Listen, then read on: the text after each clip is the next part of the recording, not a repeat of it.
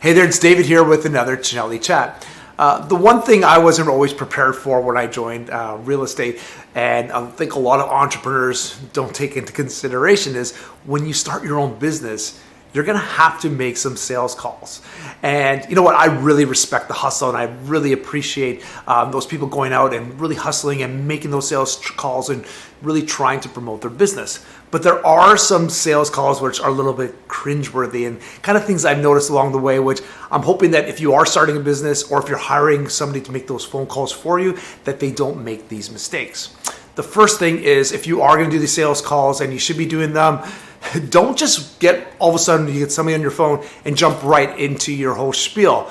You're really gonna, not make any rapport with the person on the other line, and they're just gonna hang up on you because you're kind of forcing what you're trying to sell down their throat. So what you want to do is, take some time, maybe find out a little bit about the person and see if what you're trying to sell is something that they actually need, or the perception is there that they may need you. It's a much better conversation. Also, sometimes people may reject you. It's going to happen.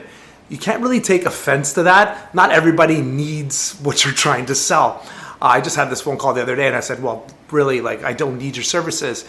And you probably don't want to insult the person. Like he said to me, he's like, well, I guess you're not open-minded. I'm like, really?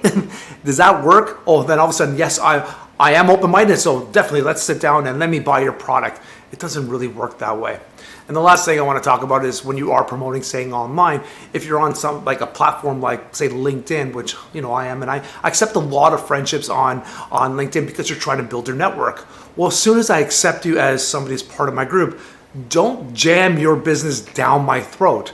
I always get these long emails or text messages right away, and I really don't have time to read them. But all people are trying to do is like, oh my God, thank God for connecting to me. Here's how I'm going to sell you this, and boom, boom, boom, boom. It really, really turns off me, and it turns off a lot of people. So instead of doing those little pitfalls, what I suggest you do is, if you are ready to make those sales calls, figure out how you want to be sold and carry that through to your possible clients or customers. It comes off way more genuine because your product will look so much better, and people will automatically make that connection with you. So take that suggestion to heart. Have a great day. Bye for now.